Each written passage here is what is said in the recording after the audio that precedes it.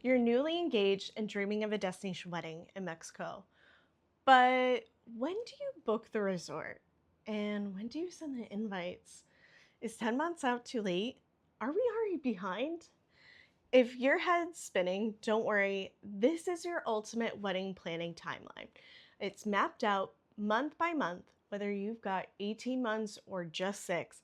I'm going to show you exactly what to focus on, when to take action, and what most couples totally miss. Hi, I'm Megan, Destination Wedding Travel Advisor and founder of Escape Key Travel Co. I help busy couples plan all-inclusive weddings in Mexico, and I get it. I had a destination wedding myself, and even as someone who's super organized, I felt like I was piecing everything together from random Google searches and wedding forums. It was like, who's in charge here? So that's why I do things a little differently for my couples now. I walk you through every step, and today we're going to break down your timeline from moment you say, we're doing this, to the moment you walk down the aisle. So my ideal planning window, I recommend starting 15 to 18 months out if you want your pick of dates, resorts, and perks. Minimum, you can make it work in 6 months. I did, but you'll need to move fast and you need to be flexible. So 16 to 18 months out, this is your dreaming phase. I want you to think of it as laying the foundation for everything to come. Think of Pinterest boards, budget talks, and big picture planning. I want you to set a realistic budget. Even if it's just a starting point, most of my couples fall somewhere between $15,000 to $35,000 for the full weekend wedding. I want you to draft your guest list. This doesn't have to be perfect, but it gives us a solid idea of resort capacity and potential perks. A pro tip, let your must-haves like your parents, your siblings, your best friends, your VIPs know early that you're planning a destination wedding. This gives them more time to save and plan. Also know that the more guests you have, the more your costs will be. I also want you to start researching locations. Are you picturing soft sand and turquoise water? Are you thinking of a rooftop terrace at sunset? Each location kind of has different vibes. I also want you to schedule a consultation with a destination wedding travel advisor. I am one. You can also choose your ideal wedding season, but watch out for high seasons and holidays, which can impact costs and availability. Also, start a vision board. Pinterest or Trello are amazing. These are the tools I love. And also, this is where I come in. We'll talk through your guest count, your dream vibe, your budget, and I'll send you resort options that actually match what you're looking for. I'm basically a Google filter. When I planned my own wedding, I knew I wanted a beach setting, but I also wanted something very chill, a little elevated, and not packed with spring breakers. That was the big thing. It took some digging, but once I found the right resort, everything started falling into place. And before we get to the next phase, just a heads up, if you want the whole timeline in an easy checklist, I want you to grab the free version below. And if we end up working together, I'm going to hook you up with my full Trello board. It's like your wedding planning brain, but super organized and stress-free. I absolutely love it. 14 to 16 months out, now we're narrowing it down. It's time to go from options overload to a very short list. So these are the to-dos for this month. I want you to ask your wedding party to be part of your day. You're going to start researching symbolic versus legal ceremonies, and I'm going to talk more about that next week. Definitely explore honeymoon registries like Honey Fund, Zola, or Amazon. I don't think a registry is necessary because guests are spending money to come to your wedding, but some guests still ask for it, and it doesn't hurt to have it.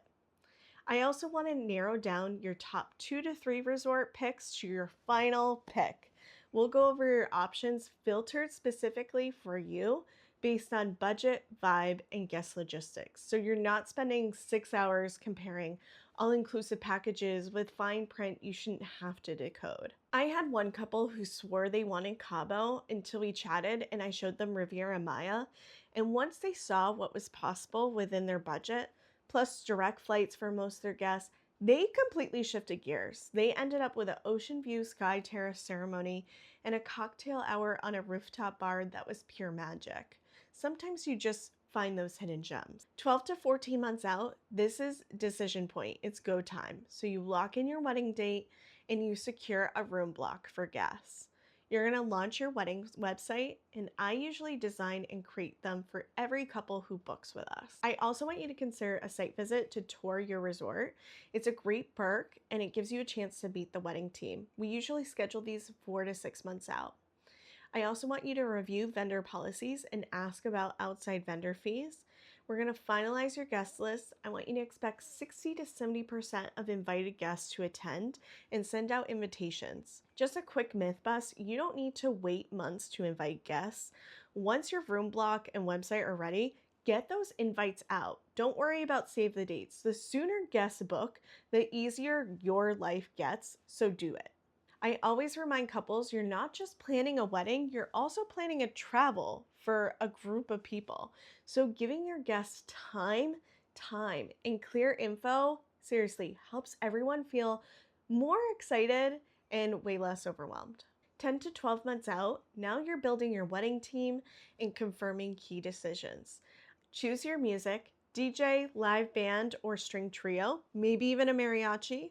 Decide on your honeymoon location and get it booked. I also do this for my couples.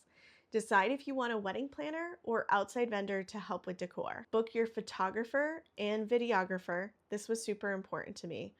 This is a great time to lock in your photo and video team, especially if you're considering an outside vendor. Some resorts charge fees, but I'll help you navigate that fine print. 8 to 10 months out, the travel piece starts coming together here. Book flights for yourselves. Check your passports for expiration dates and renew if needed. Remember, you need a 6-month gap after coming back to the States. Finalize your wedding attire. Begin planning your rehearsal dinner if you want one. Start sourcing welcome bag items. Pro tip, give welcome bags out at your welcome party. That way you skip the resort's delivery fee. 6 to 8 months out, this is a big milestone. This is when you know who's going to be coming to the wedding and who won't be. So you're going to confirm your pre-wedding events, whether you decide to do a bridal shower or a bachelorette. You're going to decide if you're hosting a welcome party or farewell brunch. Both are amazing. You're going to begin your ceremony planning, start thinking about your vows, your reading, your shot list. I had one bride who printed her ceremony readings early, gave them to her maid of honor, and never thought about them again.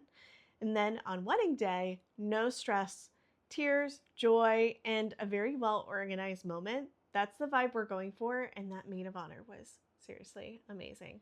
4 to 6 months out, this is your put things in motion phase. You want to start thinking about your food and beverage menus. You want to think about purchasing your wedding accessories like shoes, veil, jewelry. You're going to confirm your guest count, and I'm going to submit a rooming list to the resort.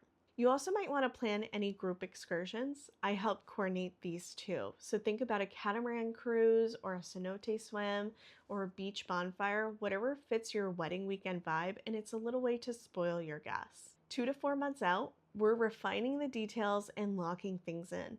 This is when you're meeting with your coordinator for the first time, kind of digitally. You're going to confirm your ceremony and reception timeline. You're going to finalize your vows, confirm all music, buy wedding party gifts, and review your resort perks and comps. At this stage, you're over halfway there and the big pieces are done, so it's just time to fine tune. 1 month out is the final RSVP check and submit your final guest count. I'm gonna set up the transfers for your flights. You're gonna request travel documents for your guests. I'll provide digital itineraries so your guests know exactly what's going on. You're gonna have your final dress fitting, and if needed, you could ship your decor items, but I recommend bringing them in a luggage if possible. 2 weeks out, you're gonna assign day of roles to your wedding party. You're gonna pick up your wedding dress. You're gonna confirm beauty appointments. Wedding week, before you leave, pack for your wedding and honeymoon, prep vendor gratuities, and assign this to a trusted friend. You're gonna meet your on-site wedding planner once you arrive. You're gonna hand out welcome bags at the welcome reception, enjoy the welcome party, and then the day before, you'll have a rehearsal and a dinner. You're gonna give wedding party gifts, relax, laugh, celebrate, and on the wedding day, you did it. You're gonna eat breakfast, you're gonna pop a mimosa, and enjoy every second. Do you want this entire timeline in checklist form? You can grab the free version below.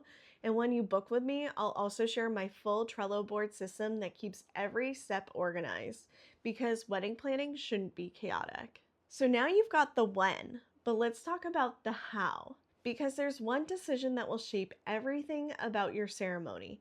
Are you having a legal wedding in Mexico or a symbolic one? Trust me, this one catches couples off guard. So in the next episode, I'm walking you through the pros, cons, and what you really need to know to choose the ceremony that's right for you. I want you to click over and I'll meet you there. Cheers!